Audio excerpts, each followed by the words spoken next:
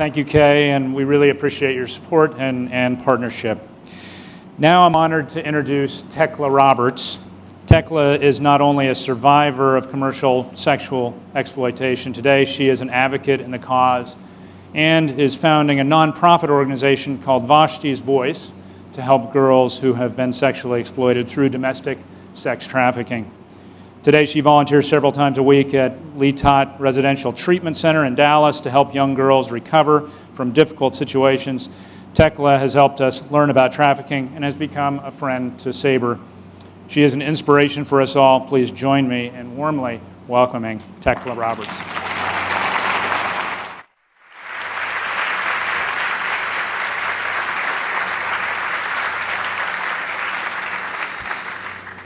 Hello. I first just want to ask you all to please bear with me. I'm new to speaking at an audience this large. But I just want to start out by saying I was in the sex industry for 7 years. I've been out for 8 years. I grew up in a single-parent home. My father left when I was 1, but I had an amazing mother who could not have loved me anymore. The most important thing that she did for me was introduce me to Jesus Christ. That's definitely kept me in life. At the age of 12, I was sexually assaulted and beaten by 2 adult men and 2 of my peers, 2 girls. And I would say that day, a part of me died. I just really began to no longer place any value on myself. Throughout my teen years, I was pretty angry. I acted out in very self-destructive ways, drinking. I was promiscuous. At the age of 17, I moved in with a man who was in his mid-20s. He was both physically as well as emotionally abusive. By the age of 20, I was a full-fledged prostitute. And I would say over the years, my soul began to decay. I was just tired, really, really tired. And in 2004, I found out I was pregnant with my daughter, who's getting ready to be 8. And through her life, God literally saved both my soul as well as my physical life. Wanting a normal life for my daughter, I sought help through a local organization, New Friends, New Life, who helped me rebuild my life, just learn to be a better mother. And it's been a process. I also want to say that it's been a process. It's an ongoing process. But over the years, my life has definitely been transformed. For the past 3 years, I've been going into a local detention center that he mentioned, volunteering.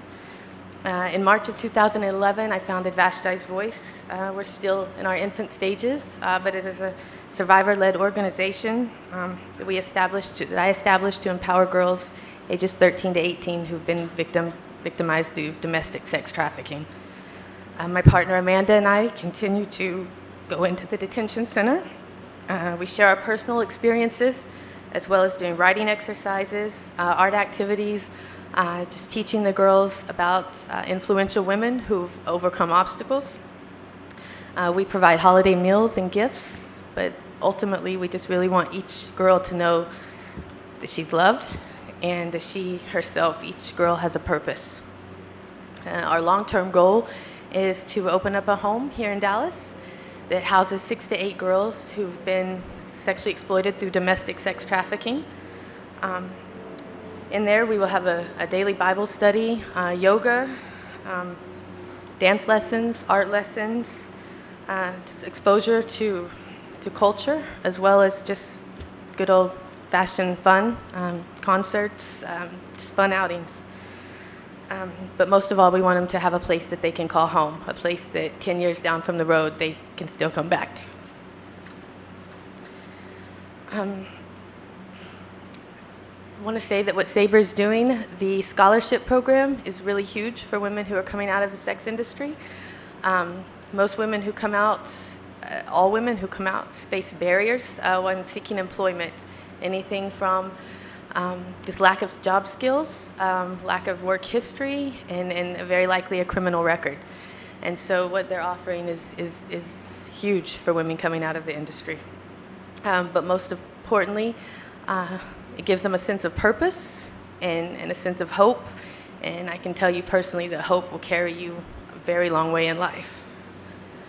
And then there's some things that I just want to share with you.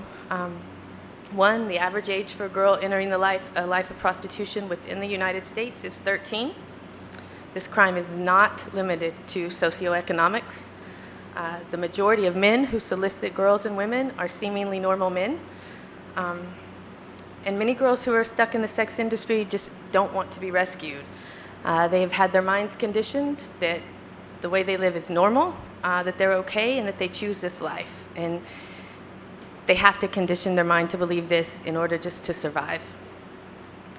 And some stay because they believe that it's better than their options. And in some cases, it seems as though it is. A lot of girls who are in foster care, girls who just have come from broken homes, they're very vulnerable. And then I also just want to say that not all girls, trafficking has many different faces. Not all of the girls are trapped with physical force. In many cases here in the United States, they are trapped through the manipulation of the mind, mind control. Now, physical force may occur later, but in the beginning, it's generally mind control, because once he has control of her mind, then the pimp has her. And not all of the girls have bruises and are the ones you assume with a short skirt on or high heels. It's very well could be the girl who looks just like your daughter, your sister. Many of the pimps invest in these girls tremendously. They invest in their physical appearance. So it's just not always easy to spot. And it's just really important to keep in mind that it has many different faces. And that's all. But I just want to thank you all for being here and listening. Thank you.